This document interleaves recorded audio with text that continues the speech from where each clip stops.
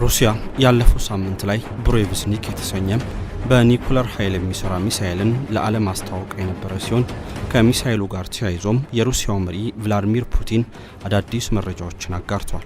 One expert describes it, and I'm quoting, as a tiny flying Chernobyl. የሱዳኑ ፈጥኖ ደራሽ ኃይል በሱዳን ውስጥ በርካቶችን እየጨፈጨፈ ይገኛል። በዓለም አቀፍ ደረጃም በታጣቂ ቡድኑ ላይ ተቃውሞ እየተሰማ ነው። የአሜሪካው ፕሬዝዳንት ዶናልድ ትራምፕና የቻይናው አቻቸው ዢ ጂንፒንግ ከ6 ዓመት በኋላ ለመጀመሪያ ጊዜ በደቡብ ኮሪያ ተገናኝተዋል። ከግንኙነታቸው በኋላ ትራምፕ ውጤታማ ውይይት ነበረን ብለዋል።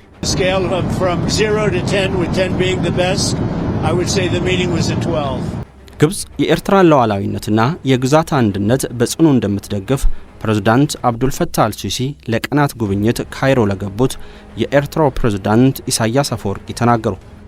ሰላም ጤና ይስጥልን የተከበራችሁና የተወደዳችሁ የሰሞንኛ ቤተሰቦች እንደምን አላችሁ? የዕለቱ ዋና ዋና ወታደራዊ መረጃዎች ከዚህ እንደሚከተለው ወደ እናንተ ይደርሳሉ። ላይክ፣ ሼር እና ሰብስክራይብ እያደረጋችሁ እስከ ዝግጅታችን ፍጻሜ አብራችሁን ቆዩ። ፑቲን ስለ አዲሱ የኒኩለር ሚሳኤል ብሬቭስኒክ አዲስ መረጃን ሰጡ። ብሬቭስኒክ የተሰኘው በኒኩለር ኃይል የሚንቀሳቀስ ክሩዝ ሚሳኤል ያለፈው ሳምንት ላይ ግንባታው ተጠናቆ በቅርቡ ወደ ስራ እንደሚገባ መነገሩ ይታወሳል። ከዚህ ሚሳኤል ጋር ተያይዞ ምንም አይነት ንግግር ያላደረጉት የሩሲያው ፕሬዝዳንት ቭላዲሚር ፑቲን ከሚሳኤሉ ጋር በተገናኘ ዝምታቸውን ሰብሯል። ፕሬዝዳንት ፑቲን የኒኩለር ኃይልን በሚሳኤል ውስጥ ከመጠቀም አንጻር አዲስ ተስፋ የታየበትና አዳዲስ ፈጠራዎችንም ለዓለም ያስመለከተ ሚሳኤል መሆኑን ተናግሯል። በተጨማሪም ፑቲን ለብዙ ሰዓታት መጓዝ ቢችል በኒኩለር ኃይል የሚንቀሳቀስ ሚሳኤል ሙከራ አድርገናል። ሚሳኤሉ 14000 ኪሎ ሜትር ርቀት የሸፈነ ሲሆን ይህ ግን መድረስ የሚችልበት የርቀት ወሰኑ አይደለም ብሏል። 15 hours and that's not the limit indeed. የሚሳኤሉ የመጨረሻ ስኬታማ ሙከራ የተደረገው ከ2 ዓመት በፊት እንደሆነ ፑቲን የተናገሩ ሲሆን ይህ ግን በገለልተኛ ወገን እስካሁን አልተረጋገጠም። አንድ የጦር መሳሪያ ቁጥጥር ዘመቻ ቡድን እንዳለው ከአውሮፓውያኑ 2016 ጀምሮ ከተደረጉ የሚታወቁ ቢያንስ 13 ሙከራዎች መካከል በከፊል ስኬታማ የሆኑት 2 ብቻ ናቸው። ሚሳኤሉ በሰሜን የጦር ቃል ኪዳን ድርጅት ኔቶ ስካይፎል የሚል ስያሜ ተሰጥቶታል። ባለፈው ዓመት ሪዮተርስ የዜና ወኪል በሰራው የምርመራ ዘገባም በሰሜን ሞስኮም 475 ኪሎ ሜትር በሚርቀው ስፍራ መሳሪያው የሚተኮስበት ስፍራ እንደሆነ ገልጿል። ከነሐሴ 24 ጀምሮ ያሉ የሳተላይት ምስሎችን የተነተኑት ዲከሪቨልት ለሪዮተርስ እንደተናገሩት በስፍራው በግንባታ ላይ ያሉ 9 ማስወንጨፊያዎችን ለይተዋል። አርኤስኤፍ ሱዳናውያንን እየረሸነ ነው። ከአልፋሻር ከተማ ለማምለጥ የቻለው ኢዘዲን ሐሰን ሙሳም የፈጥኖ ደራሽ ኃይሎች በዳርፉር ክልል የሚገኘውን የአልፋሻር ከተማን ከተቆጣጠሩ በኋላም የፈጸሙትን ጭካኔ ገልጿል። በርካታ ለመሸሽ የሞከሩ ሰዎችን አሰቃይተው ገለዋል ብሏል። ረቡዕ ዕለት የአርኤስኤፍ መሪ ጄኔራል መሐመድ ሐምዳን ደጋሎ በአልፋሻር ጥሰቶች መፈጸማቸውን አምነው ምርመራ እንደሚደረግባቸው ተናግሯል። ከአንድ ቀን በኋላ ደግሞ አንድ ከፍተኛ የተባበሩት መንግስታት ባለስልጣን አርኤስኤፍ አንዳንድ ተጠርጣሪዎችን በቁጥጥር ስር መዋሉን ማስታወቁን ተናግሯል። ከአልፋሻር 80 ኪሎ ሜትር ርቀት ለምትገኘው ታዊላ የአርኤስኤፍ ተዋጊዎችን ለማምለጥ እድለኛ የሆኑ ሰዎች ከሚሸሹባቸው በርካታ ቦታዎች አንዱ ነው። እሁድ ዕለት አልፋሻር በአርኤስኤፍ ቁጥጥር ስር መዋሏን ተከትሎ ወደ ታውላ እንደደረሱ ከሚታሰቡት 5000 ሰዎች አንዱ ኢዘልዲን ነው። ብዙዎች ለ3 ወይም ለ4 ቀናት በእግር ተጉዘው ከጥቃት ለመሸሽ ችሏል። እሁድ ዕለት በአርኤስኤፍ ኃይሎች ከመያዟ በፊት ከተማው ለ18 ወራት ተከቦ ነበር። ከተማዋን ለመያዝ በተደረገ ውጊያ ለቀናት የአየር ጥቃትን ጨምሮ በርካታም ድብደባም ተፈጽሟል። እናም በአርኤስኤፍ የአቅርቦቶችናም የእርዳታዎች እገዳ ምክንያት ከባድ የረሃብ ቀውስ ውስጥ ገብቷል። በሚያዝያ ወር አርኤስኤፍ በከተማው አቅራቢያ የሚገኘውን የዘምዘም ሰፈራ ጣቢያን ሲቆጣጠር በመቶ ሺዎች የሚቆጠሩ ሰዎች ተፈናቅለዋል። ሰፈራ ጣቢያው ከሌሎች ቦታዎች ለመሸሽ የተገደዱ ሰዎች ከሚኖሩባቸው ቦታዎች አንዱ ነው። አንዳንድ ባለሙያዎች እንደ ታዊላ ባሉ ቦታዎች የሚደርሱ ቁጥሮች በአንጻራዊ ሁኔታ ዝቅተኛ መሆናቸውን ስጋት እንደፈጠረባቸው ገልጿል። ትራምፕና ዢ ጂንፒንግ ተገናኙ።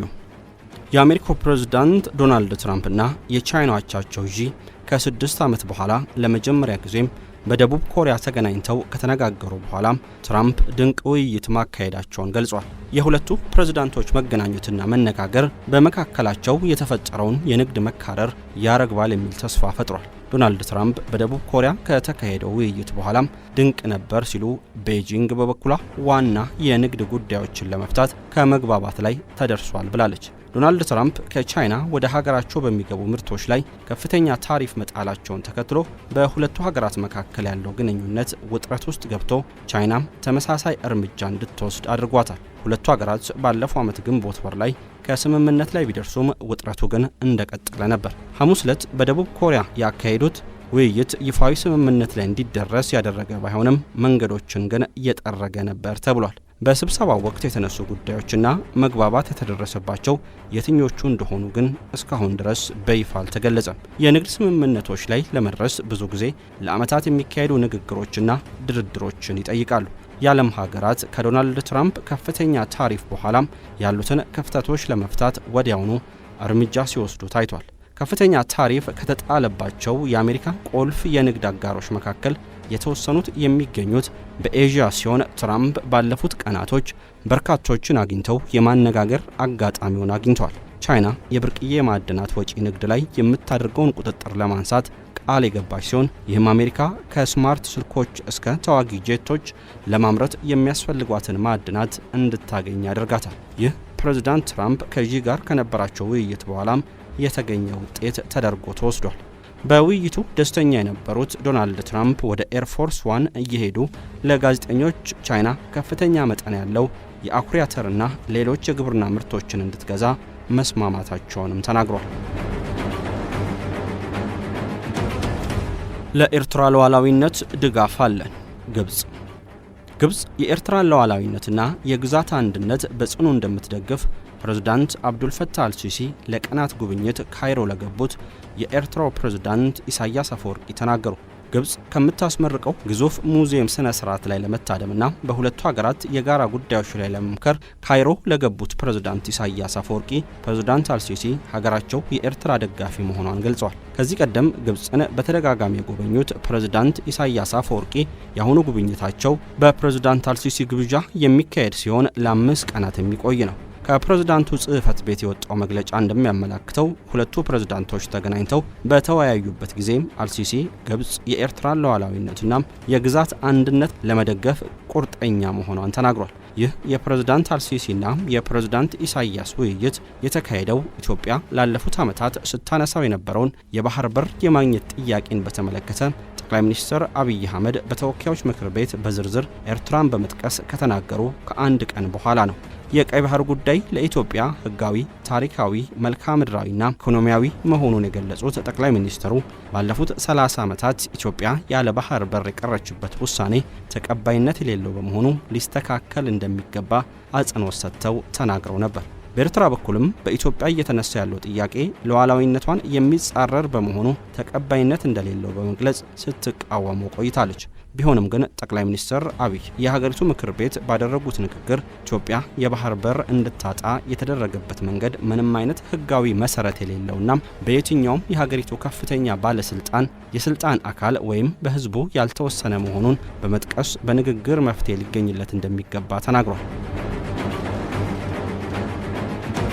ከኢትዮጵያ ጋር በታላቁ ህዳሴ ግድብ ምክንያት ለዓመታት የዘለቀ ውዝግብ ውስጥ የምትገኘው ግብጽ ሶማሊያን ጨምራም ባለፈው ዓመት ከኤርትራ ጋር የጋራ ግንባር መፍጠሯ ይታወሳል። የኢትዮጵያን የባህር በር ፍላጎት ተከትሎ ከኢትዮጵያ በኩል ስጋት የተደቀነባት ኤርትራም ከፕሬዝዳንት አልሲሲ በኩል የድጋፍ ማረጋገጫ ያገኘች ሲሆን በአሁኑ ጉብኝትም ፕሬዝዳንቱ ይህንኑ በድጋሚ እንዳረጋገጡላቸው የወጣው መግለጫ አመላክቷል። ሁለቱ መሪዎች በተጨማሪም በጦርነት እየታመሰች በምትገኘው በሱዳንና በሶማሊያ ጉዳይ ላይ የተወያዩ ሲሆን ዓለም አቀፍ ሕግ በተለይም የቀጠናው ሀገራት ነጻነት፣ ሉዓላዊነትና የግዛት አንድነት እንዲከበር በውይይታቸው ላይ አጽንኦት መስጠታቸው ተገልጿል። መሪዎቹ ካይሮ ላይ የተገናኙት 2 ዓመት ባለፈው የእርስ በርስ ጦርነት ውስጥ በምትገኘው ሱዳን ዋነኛ ተፋላሚ የሆነውና በኤርትራና በግብጽ የሚደገፈው የሱዳን ጦር በዳርፉር ከባድ የተባለ ሽንፈት ከገጠመው በኋላ ነው። ግብጽ፣ ኤርትራና ሶማሊያም ባለፈው ዓመት ጥቅምት የጋራ ግንባር የመሰረቱት